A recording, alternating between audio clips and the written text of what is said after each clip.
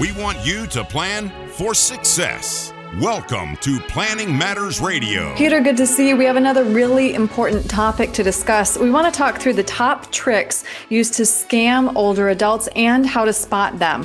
Scams targeting older adults are on the rise, of course. In 2021, there were 93,000 victims scammed out of $1.7 billion. In a recent report from the BBB, romance scams continue to be the riskiest scams for people 55 to 64. So we want to talk through some potential scams, but first, this one's kind of straightforward. Watch out for phone fraud. These scams are more than just clicking on like a bogus email.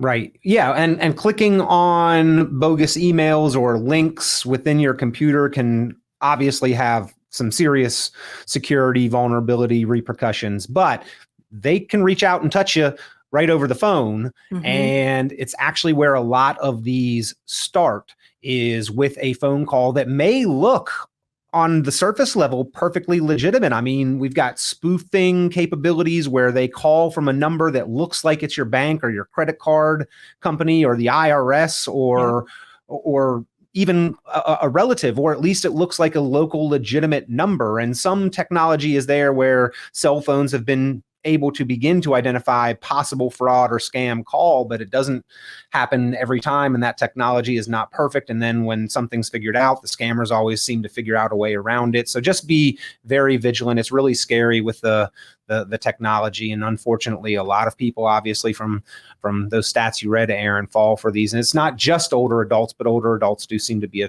a pretty prevalent target. Right. And that's not a dig on people who fall for it either. These scammers are really good at making you believe them. Yeah. So next we want to say, do your research before making an investment. Older adults are often targeted because of their greater financial resources. That makes sense. Yeah. To that point, I mean, there's more money available there very often. And so they become a more prevalent target of these. And I would say not only because of the amount of assets, but also because maybe older adults especially are not quite as savvy in looking for or understanding how to recognize what could be a fraudulent link. There are ways that you can at least do a little bit of verification before you click on anything, and you should always kind of hover over it and make sure that the actual link it's going to is where it's stated. But just because there may be a little bit of catch-up time there in older senior potential victims. That's where they tend to target. Plus, it's a bigger pot of money typically. So if you catch one in the net, usually it nets more for the scammer, unfortunately. Mm-hmm. And now let's talk about those sweetheart swindles. Older adults who are widowed or divorced are frequent targets of this scam. Yeah. Well, we all long for that connection, right? And unfortunately, the fraudsters know that. And so they target people. And for those that have been widowed or divorced, sometimes there's record of those things. Right. Mm-hmm. So some of the information could be out there, making it a little easier to target those individuals. Plus, we know that they don't have that connection. Rule of thumb, though, if you can't physically see and touch your new sweetheart, Mr. or Mrs. Wonderful, and by the way, both sides of this do happen, then don't send them any money. And even if you can, be very cautious, because these sweetheart swindles can happen in person as well. Mm-hmm, mm-hmm. And you wanted to make sure people know it's okay to ask for help or even a second opinion. 1/3 of elderly people who've been scammed are too ashamed to tell anyone. Yeah, and that's after the fact. They are embarrassed that they have fallen victim, which is unfortunate, but equally, like, reach out ahead of time. If we can, that would be even better, just to verify, hey, does this sound like it's on the up and up? Does this appear to be legitimate, right? And the famous one is like the Nigerian prince or lottery winner, right? And I think most people understand that one has sort of played out, but there's a different variation of that every day. People still fall for that one. But be cautious. If it sounds too good to be true, it probably is. Nobody's sending money for free. If you've got that sweetheart romance, love of your life that is asking for money before you're even meeting them in person, even if you've been talking with them and communicating with them for years online or however, just be very cautious ahead of time.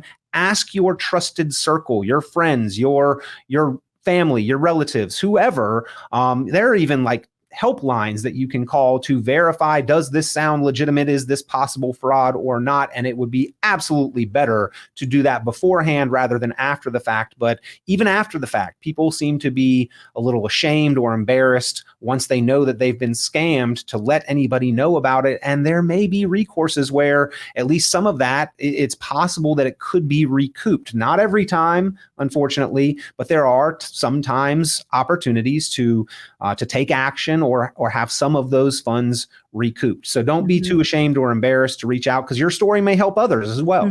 Right. Even when those scammers are trying to create that false sense of urgency or immediacy, like a loved one is in danger or you need money to help this person, still better to press pause. Yep. And find out if back up and verify, you know, call other family members, hang up and call the person that sounds like they're in danger. With the deep fakes, the ability to recreate voices or even videos these days, it is scary how savvy some of these fraud attempts have become. But if you hang up, if you think it's a call from your bank or the IRS or your credit card company, hang up, call the number directly on the back of the card, call them and verify, just like you would if you think it's that relative or loved one that's in danger. Hang up and try calling them back to see if they are in that situation that you're hearing about. All kinds of creative ways, Erin. We just need to have a little due diligence and verify, unfortunately, in this world. And perhaps most important, guard your personal information very carefully. Yeah, of course. Now that's in this world becoming a little bit more difficult with these broad spread corporate hacks that have happened, data breaches, and where your personal information as a result of an attack on whatever company XYZ has now been compromised. And the typical response is that company XYZ provides 1 year of identity theft protection or what have you. Well, once your information is out there, it could be out there forever and ever. So you have to continue to be vigilant and safeguard and protect against that. So, you know, putting a freeze on the credit really is probably a good idea for anyone that doesn't foresee having to need credit in the very, very immediate future or establishing new lines of credit. Go ahead and put a freeze on it is just one step. And I encourage people to pull at least one credit report per year. You can actually pull one for free per year from each of the 3 credit reporting agencies. So you can stagger them and pull them at different times in the year. And really they share information. So you get 3 free draws each year to make sure that your credit's looking good. And that's also, by the way, something that's good to do if you lose a family member after the fact. Go ahead and try to pull their report to see what they have. Because unfortunately, we've found that there have been open lines of credit that we didn't know about with relatives that have passed as well. Right. Oh, so important to cover these topics. And just again, the scammers, this is their business. They're very good at it. So we have to be vigilant. Really good advice, Peter. And they don't need to have it work with a high success rate, just one. They'll try it hundreds of thousands of times. And if they can get just one on the line, it ends up being profitable. And I follow a couple social media accounts of people who specifically try to attack the fraud centers, the call centers, and the amount of money that they are raking in off of these is just astronomically unbelievable and really, really sad and disheartening. Right. Peter, if somebody would like to talk to you about anything we've covered, what's the best way to reach you? Yeah, reach out, be in touch, 919-300-5886, 919-300-5886 as a financial advisor, planner, investment manager, retirement planner. Obviously, protection from fraud is not our chief duty or responsibility, but we take all of the safeguards possible for our clients to protect their information so so that this doesn't happen, and have served as a sounding board when they have had things come up. Does this sound legit? Is this an opportunity, or is this something I need to be aware of? But, putting that plan together is important, making sure that you've got a good plan in place.